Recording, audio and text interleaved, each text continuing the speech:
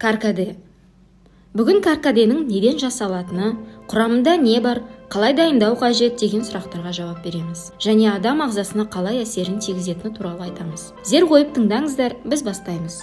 Судан раушан гүлінің жапырақтары немесе гибискус аталатын өсімдіктен каркаде шайын әзірлейді. Хош иісті, түсі тартымды сусын.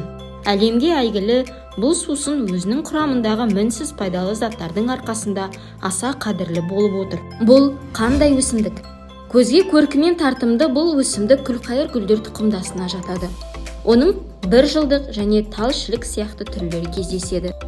Кейбір сорттарынан өндірістік аймақтарда тіпті қағаз даярлап шығарады. Қалғандары бақты одан әрі гүлдендіру үшін ғана өсіріледі. Ал каркаде шайын қайнататын сорты сабдрафеев деп аталады. Оның шөл қандырар сусын дәмі ерекше. Тал шілікті Судан, Египет, Үндістан, Шри-Ланка және Қытай елдерінде өсіп өндіреді. Жапырақтарға желе, джин қосады да қатты отқа қойып қайнатады. Осылайша каркаде қайнатпасын шығарады. Мысырлықтар каркаде тынбасы кез келген ауруды емдейді деп сенген. Сондықтан да оны перғауын шырына тап кеткен екен. Судан раушан гүлінің пайдаға жарамсыз тұсы жоқ. Тамыры, жапырағы, гүлі, гүл бүршігі бәрі пайдалы саналған. Алайда қайнатпаға тек гүлдің бүршіктерін қосады. Ең қызығы, бұл гүлдердің өмірі қысқа келеді. Мысалы, таңертең гүлдесе түске дейін солып қалады. Оны қолмен теріп алып кептіреді де барлық құнарлығын сақтау үшін қажетті ыңғайлы орынға орналастырады. Егер каркаде шайына анықтама берер болсақ, ол негізінде шай емес. Бұндай сусын шай ағашының жапырақтарынан жасауға тиісті. Алайда судан раушан гүлі мүлде бөлек өсімдік болып есептеледі. Каркаде шайын сусынын неден жасайды? Каркаде қызғылт қоңыр түсті шөптік шай шырыны. Қышқыл әрі тәтті дәмі қатар жүретін бұл шырын кептірілген гүл бүршіктерінен, яғни судан раушан гүлі мен розелладан жасалады. Гибискус тұқымдарының өсімдігінен шырынды дайындау үшін кептірілген гүл тостағын пайдаланады. Шайды әр түрлі тәсілмен дайындауға болады. Алайда бәріне ортақ бір тұсы бар. Ол міндетті түрде шыны ыдысқа даярлануы қажет. Ал басқа темір немесе қаңылтыр сияқты материалға жасалған ыдыстарда дайындалса, құрамындағы пайдалы заттар бұзылып, дәмі құрайды екен. Дайындау тәсілі. Қызыл шайды салқын күйінде де, ыстық күйінде де ішуге болады. Оны қайнатудың бірнеше тәсілі бар. Шағын ыдысқа 1-2 қасық шайды қойып, 5 минут қайнатып алу керек. Дайын болған соң кестелерге құйып қантпен, балмен ішуге болады. Қанттан гөрі бал пайдалырақ екенін кеңес береміз. Жапырақтардың үстіне салқын су құйып, бір қайнатамыз да, отын азайтып бірнеше минут бұқтырамыз. Одан кейін іше беруге болады. Тағы бір тәсілі тұнба ретінде тұтыну. Жапырақтарды тазартылған суға салып, бір түнге қойып қоямыз. Осындай жағдайда каркаде барынша құрамындағы құндылықты сақтайды. Адам ағзасына пайдасын барынша тигізеді. Ақыл кеңес. Егер салқын сусын жасағыңыз келсе, онда шайды бөлме температурасында салқындатқан жөн. Болмаса, үйде қатырылған мұз қоссаңыз болады. Шөл қандыратын балғындырғыш шай әзірлегіңіз келсе, онда каркадеге пайдалы заттарды қосуға болады. Мысалы, мята, лениса, цитрустың цедрасы тамаша дәм берер еді. Немесе таршын жұлдызшасы жақсы үйлесер еді. Каркаденің пайдасы. Олар қан тамырларының саулығын сақтай алады. Ондағы қан қысымын реттеп, қандағы қант мөлшерін қалыпқа келтіре алады.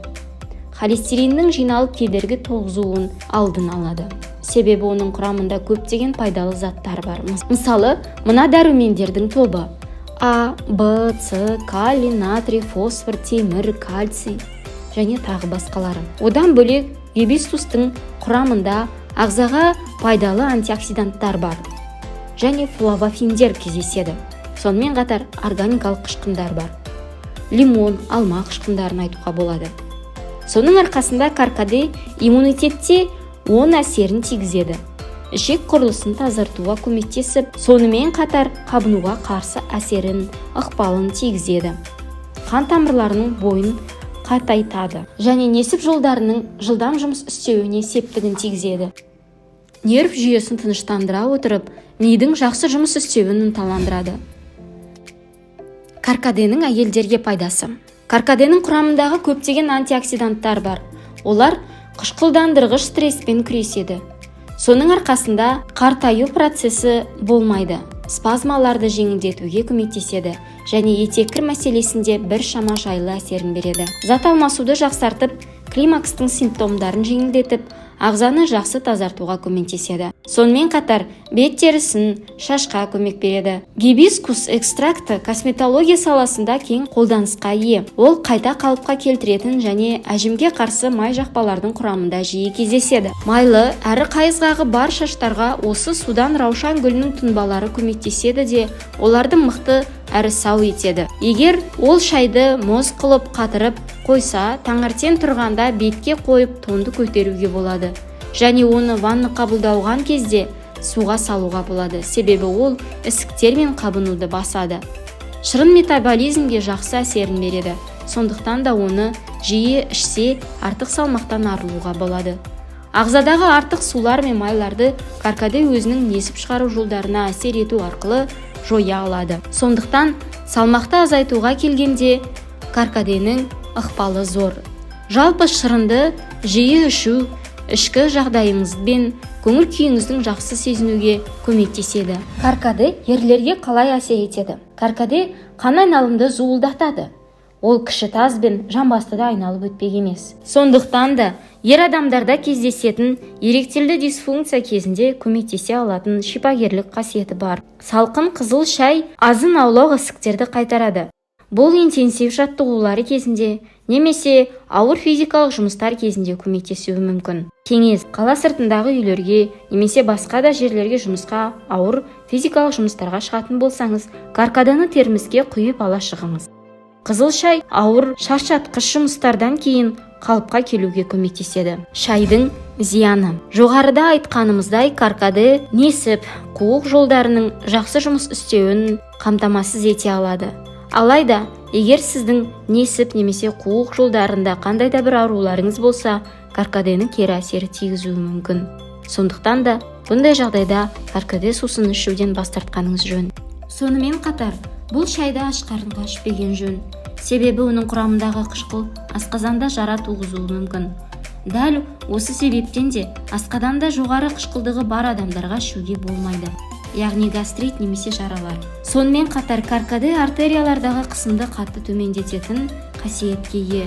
Соның салдарынан гастрит немесе асқазандағы ауруларды асқындырып алу қаупі туындайды және аллергия туғызу тістегі эмальді кетіреді. Егер шайды мөлшермен тұтынса, бұндай мәселелердің алдын алуға болады. Яғни каркадені аш қарынға, ұйқыға кетер алдында немесе алыс жолға шығар алдында тұтынбаған жөн.